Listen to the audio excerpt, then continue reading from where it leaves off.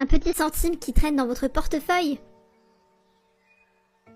Ah mais ça pue, ça schlingue ici. Oh là là, ah mais c'est toi qui pue, tu peux pas te mettre autre part là. Franchement, je sais pas moi, mets-toi à côté des poubelles. Oui, excusez-moi, ça fait un petit moment que j'ai pas pu prendre de douche, mais si vous me donnez une petite pièce ou deux, je pourrais peut-être aller à la piscine pour prendre une douche. Non mais il est hors de question que je te donne une pièce. Tu ne devrais même pas être là. Je vais appeler la police si tu continues. Moi je vais aller faire mes courses tranquilles et quand je sors si t'es encore là je vais les appeler parce que franchement tu pues vraiment le caca de chien. Ah, elle est vraiment pas sympa cette dame, mais c'est pas grave. J'ai pris quand même quelques pièces déjà aujourd'hui. Et puis je pense que je vais pouvoir peut-être m'acheter un sandwich, peut-être du pain, ou je mangerai juste du pain aujourd'hui avec une petite bouteille de lait. Je sais pas trop. Bon, je vais commencer à remballer ma pancarte et mon petit gobelet. Est-ce que je viens de voir... Ah non, c'est la police qui s'arrête. Mais pourtant, elle a eu le temps de les appeler, mais elle vient à peine de rentrer dans le magasin. Et en plus, j'étais en train de ranger ma pancarte et mes affaires pour partir. Mais... Oh non, je veux pas de problème.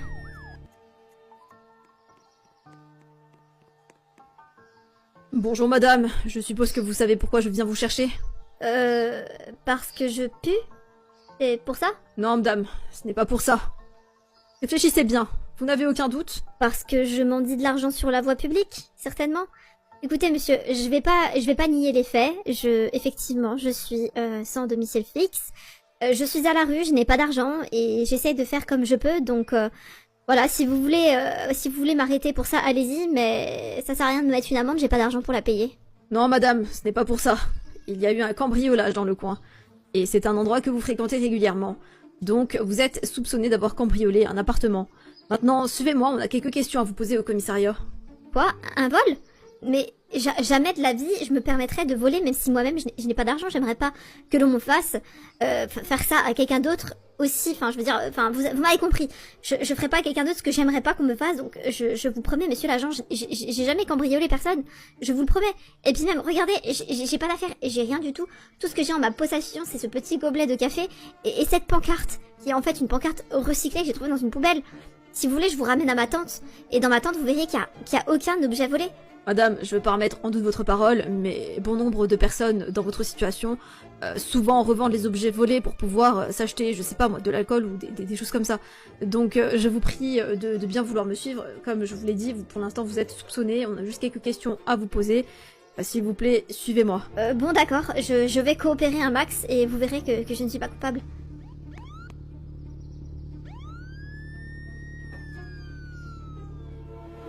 Comme je vous l'ai annoncé tout à l'heure, vous êtes soupçonné pour un cambriolage d'un appartement qui s'est fait juste au-dessus de l'épicerie devant laquelle vous squattez régulièrement. Il y a des témoins qui vous ont vu les jours précédents le cambriolage, toujours au même endroit, et vous soupçonnent d'avoir pris des informations concernant les propriétaires de l'appartement et de leur sortie et entrée régulière dans leur appartement. Et vous en avez profité un soir où ils sont sortis sans rentrer chez eux pour aller les cambrioler. Mais monsieur, comme je vous ai dit, je n'ai cambriolé personne. Je vous le promets. Enfin, vous voulez savoir quoi? Qu'est-ce que je peux vous dire pour que vous arrêtiez de penser que c'est moi? Eh bien déjà, où est-ce que vous étiez cette nuit? Hier soir? Alors en fait, j'ai passé ma journée à mendier comme je le fais d'habitude. Et en fin de journée, avec l'argent que j'ai pu récolter, je suis d'abord passée à l'épicerie pour pouvoir m'acheter un sandwich et de l'eau. Et ensuite, je suis tout simplement rentrée à ma tante. Ma tante, elle se situe en dessous du pont au niveau de l'aéroport. C'est là où je crèche actuellement. Et voilà, je suis allée tout simplement dormir, parce qu'en plus il faisait froid cette nuit, donc je me suis emmitouflée dans mon sac de couchage. Voilà tout. Est-ce qu'un témoin peut attester que vous étiez bien à votre tante hier soir? Désolée, mais non, effectivement, il n'y a personne qui pourra vous l'attester, parce que, je veux dire, je suis toute seule, justement, j'ai choisi cet endroit pour être seule, c'est pas que je veux pas me mélanger avec les autres personnes sans domicile, mais j'aime bien la solitude, finalement, donc je me suis installée là pour être tranquille, pour être au calme, même si le bruit des voitures au-dessus de moi, c'est un petit peu chiant, mais ça va, la nuit, ça passe. Mais ouais, non, il y a... Enfin, si, il y a peut-être... vous pouvez demander à la caissière de l'épicerie. Elle m'a vu repartir en direction juste avant de fermer boutique, parce qu'à chaque fois qu'elle ferme son magasin, elle sort et elle me demande si je veux acheter un truc ou quoi, parce qu'elle va fermer. Et après, elle m'a vu partir en direction de là où je dors.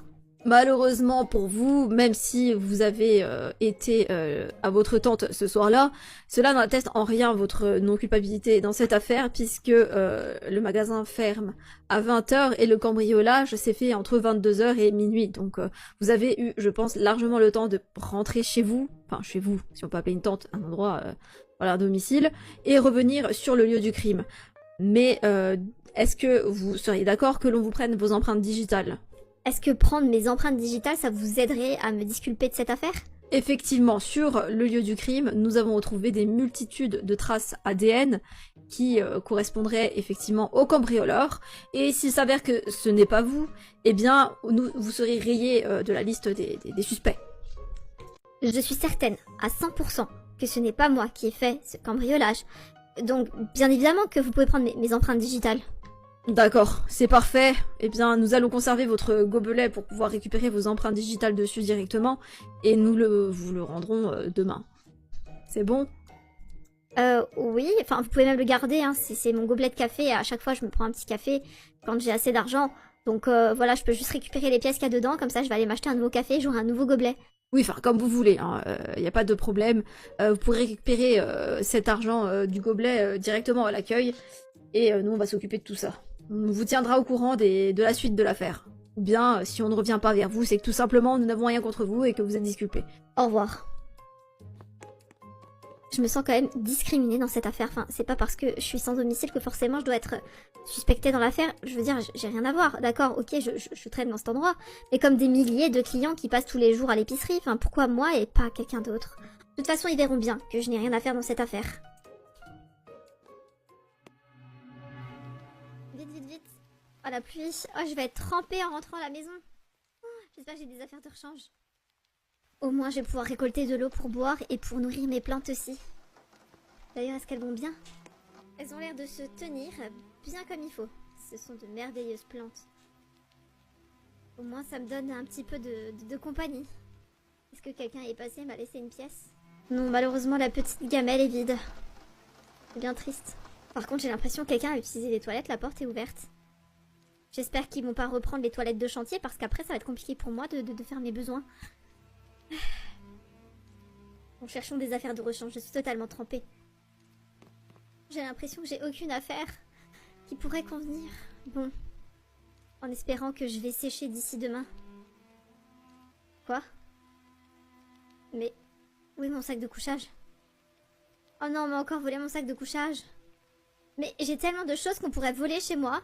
Des valises avec des petits des bibelots et tout. Mais les gens, ils préfèrent me voler un sac de couchage. Je suis sûre, c'est encore les enfants de Brookhaven qui ont voulu me faire une blague. La dernière fois, j'ai retrouvé mon sac de couchage. Il était complètement trempé dans la terre et dans la boue. Oh, ou une fois, j'ai retrouvé mon sac de couchage dans les poubelles juste à côté. Je devrais peut-être d'ailleurs vérifier s'il n'y a pas de la nourriture dans les poubelles. Peut-être quelqu'un a acheté quelque chose d'intéressant. Je crois bien que c'est trop tard. Les éboueurs sont déjà passés. Il n'y a rien. Pas un morceau de sandwich qui traîne, pas une bouteille d'eau à moitié remplie. Des fois, je peux même y retrouver des chaussettes ou des vêtements. Puis peut-être que j'aurais pu trouver quelque chose de sec dans la partie encore fermée de la poubelle, mais tant pis. Bon, je vais aller dormir. Dormir, ça fait passer le temps. Et d'ici demain, j'espère qu'il fera beau.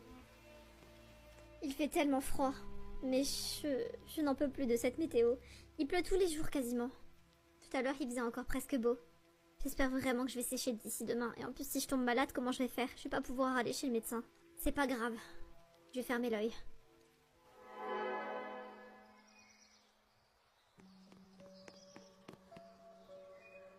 Oh non, mais oui, passez ma pancarte. Avec toute cette histoire, hier soir, je l'ai oubliée ici et je suis pas revenue la chercher après le commissariat. Ah, j'espère que la caissière l'a gardée pour pouvoir me la rendre lorsque je reviendrai. Ah non, c'est encore toi. Qu'est-ce que tu fais là? Écoutez, je pense que je ne gêne personne ici, donc si vous pouvez juste me laisser tranquille. Vraiment, j'ai une très mauvaise journée, j'ai passé une très mauvaise nuit. J'ai l'impression d'être encore moite à cause de la pluie de hier, et en plus de ça, je ne retrouve pas ma pancarte. Est-ce que vous l'auriez vue par hasard? Ta pancarte? Ah, c'est ta pancarte que tu cherches, celle qui était là hier. Bah, quand je suis ressortie du magasin, j'ai vu que tu étais pas là. Je me suis dit que j'allais m'en débarrasser, puisque bon, de toute manière, tu n'en avais pas l'air d'en avoir besoin, comme tu étais partie sans. Quoi? Non, c'était ma seule pancarte. En plus, depuis que je l'avais, les gens me donnaient un peu plus de sous parce qu'ils arrivaient à super bien lire ce qu'il y avait écrit dessus de loin. C'était mon gagne-pain. Mais pourquoi vous avez fait ça? Parce que c'est un déchet, et les déchets n'ont pas leur place sur la voie publique. C'est tout. Je sais pas qui vous êtes et comment vous avez été éduqués, mais ce que vous avez fait, c'est vraiment pas cool. Et franchement, je vous souhaite pas d'être dans la même situation que moi. Vous pourriez au moins un petit peu en pâtir. Non mais si t'es arrivé à ce stade-là, c'est que bien sûr tu l'as voulu. Fallait travailler à l'école. Le problème, en fait, c'est que j'ai perdu la mémoire il y a 2 ans. Et je me suis réveillée dans cette ville et je me rappelais même pas qui j'étais. Et du coup, il y a tout le monde qui m'appelle Shanna maintenant, donc c'est mon prénom, je m'appelle Shanna. Et donc, ben... Comme j'ai pas de papier, du coup je peux pas trouver de travail, je peux rien faire en fait, je suis bloquée, donc c'est pas de ma faute. C'est ça, ouais, je suis sûre que tu fais genre t'as pas tes papiers d'identité, comme ça au moins, ça cache toutes les vices que tu as dans ton passé. Je suis sûre que dans ton passé, en fait t'es une grosse délinquante. D'ailleurs, faudrait que je fasse attention à moi parce que tu dois être ultra dangereuse.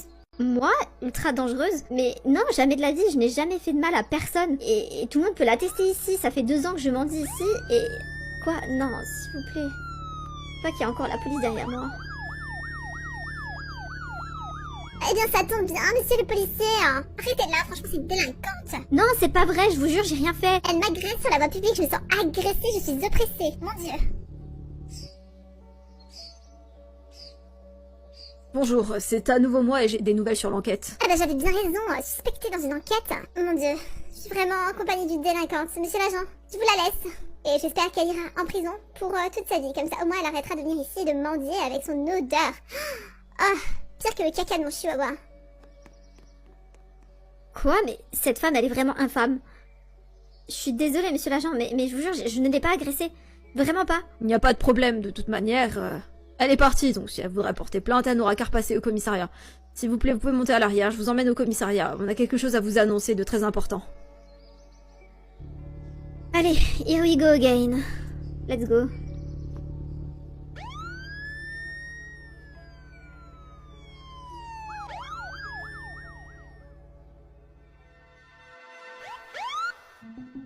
Écoutez, j'ai bien compris ce qui est en train de se passer et je comprends.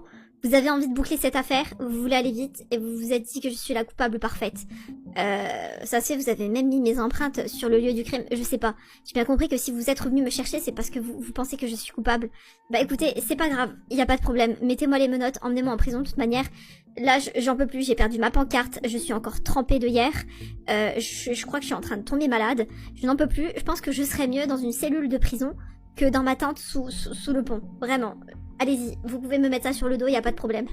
Mais qu'est-ce que vous racontez? Vous avez été disculpé dans cette affaire. Si je suis venue vous chercher, c'est pour une toute autre histoire. Quoi? Qu'est-ce que j'ai fait encore? Monsieur l'agent... Oh non, laissez tomber, c'est bon. Peu importe dans quelle affaire vous avez envie de m'inculper, y a pas de problème. Allez-y. Mais pourquoi vous nous avez caché que vous êtes une riche héritière? C'est quoi? C'est une expérience sociale, le fait de rester à la rue? Ou qu'est-ce qui s'est passé dans votre tête? Une riche héritière, mais de quoi? Enfin, ça se verrait quand même si j'étais une riche héritière. Là, je suis juste en mode survie. Shanna n'est pas votre véritable prénom, n'est-ce pas? Oui, effectivement, je m'appelle pas Shanna. C'est les citoyens de Brookhaven qui m'ont appelé comme ça un jour. Parce que je savais pas comment je m'appelais, et puis c'est resté. Mais je ne me rappelle pas de ma réelle identité. Parce que je me suis réveillée à Brookhaven il y a 2 ans. Et j'avais perdu toute ma mémoire, et comme j'avais aucun document sur moi, ben j'ai dû commencer à mendier dans la rue, c'est tout. Et vous n'avez pas cherché à savoir qui vous étiez depuis tout ce temps? Mais bien sûr que si, au début je suis allée à l'hôpital de Brookhaven, mais ils étaient tellement surbookés qu'ils m'ont dit qu'ils avaient pas le temps pour moi. Et donc ils m'ont sorti de l'hôpital en me disant qu'en plus je schlinguais, parce que c'est vrai que je sais pas, le jour où je me suis réveillée, j'étais toute trempée, mes vêtements ils sentaient le moisi, et donc j'ai pas été prise au sérieux et j'ai pas voulu insister. Il y a 2 ans en arrière, un navire de croisade appartenant à une famille riche qui est la vôtre, la famille des Dupont, a chaviré dans les mers à côté de Brookhaven. Et le bateau et tous ses habitants ont été déclarés soit complètement disparus, soit ont été retrouvés morts. Vous faites partie des personnes qui ont disparu, qui n'ont pas été retrouvées, mais qui ont été déclarées mortes étant donné qu'il n'y avait pas de nouvelles. Quoi? Vous êtes en train de me dire que je fais partie de cette famille et que... lorsque le bateau a chaviré, je me suis retrouvée à Brookhaven. C'est exact. Je suppose que vous avez été retrouvé sur une baie non loin à côté de Brookhaven, Sûrement des pillards vous ont remarqué, ont dû voler toutes vos affaires de valeur qui étaient sur vous et ont dû vous jeter à Brookhaven en pensant que vous alliez certainement vous réveiller et repartir du bon pied. Mais comme vous le dites, vous avez perdu mémoire et donc voilà tout. D'un côté, je suis contente et je suis émue d'avoir retrouvé mon identité, mais ma famille, ils sont tous morts. Je suis désolée pour votre famille, effectivement, toute votre famille est morte. Mais vous pouvez récupérer votre héritage et vous êtes dorénavant millionnaire. Je sais pas vraiment si je dois me réjouir ou pas, mais je vais faire avec. C'est quoi les étapes maintenant? Eh bien, maintenant que l'ADN que vous nous avez fourni à notre première rencontre a confirmé votre identité, eh bien, je vais vous donner un papier officiel qui atteste de votre identité et vous allez à la mairie de Brookhaven pour récupérer votre héritage. C'est vraiment étrange. Je me retrouve dans la maison de ma famille, qui est juste énorme. Enfin, de ma famille. J'ai l'impression de parler d'eux comme si c'était des étrangers. Je ne me souviens même pas de leur visage. Même si cette maison m'appartient également, j'ai l'impression de ne pas être chez moi. Je vais devoir reprendre des marques, je suppose, et puis reprendre l'entreprise familiale également. Ça fait beaucoup de choses à faire. C'est trop bizarre. Des fois, je me dis quand même que ma vie d'avant me manque, mais quand je vois tout ça, je vois cette piscine et je vois le confort que j'ai. Finalement, je suis très bien ici. Ça me donne envie de faire tellement de choses. Mais c'est quelqu'un qui sonne à ma porte. Si ça peut bien être. Je vais aller voir. Bonjour, je suis Stacy. Je suis trop fan de vous. En fait, je travaille pour la télévision de Brookhaven et nous aimerions faire un reportage sur vous. Et donc, je voudrais vous poser quelques questions. Est-ce que vous seriez à l'aise de me donner maintenant un interview sur votre personne? Bah tiens, on se connaît, non? Ah non, je ne crois pas, mais on peut se connaître si vous voulez. Je suis ultra fan de tout ce que votre famille a fait, de votre entreprise et de ce que vous entreprenez également dans l'écologie. J'adore, d'ailleurs j'ai plein de questions à vous poser et si vous me permettriez, ça me permettrait également d'avoir une promotion au journal des infos de Brookhaven. Donc si vous permettez... Vous avez dit que vous bossez au journal de Brookhaven. Oui c'est ça, c'est exact. Alors Attendez juste un instant. Ok, c'est bon, c'est fait. Eh ben, je vous annonce que vous venez d'être viré de votre poste. C'est une blague, bah ça va aller un petit peu drôle quand même, mais sinon, est-ce que vous pouvez répondre à mon interview s'il vous plaît? Non, ce n'est pas une plaisanterie. Je viens de racheter l'entreprise dans laquelle vous travaillez et du coup, vous ne travaillez plus puisque je viens de vous virer. Quoi? Mais pourquoi vous avez fait ça? Je suis trop fan de vous! Sûrement, peut-être parce qu'il y a peut-être une petite semaine en arrière, j'étais encore Shanna, connue plus communément sous le nom de Shanna la clocharde de Brookhaven, et que vous m'avez traité comme de la fiente de pigeon, et en plus de ça, vous avez balancé mon panneau, alors que c'était mon seul moyen de revenu.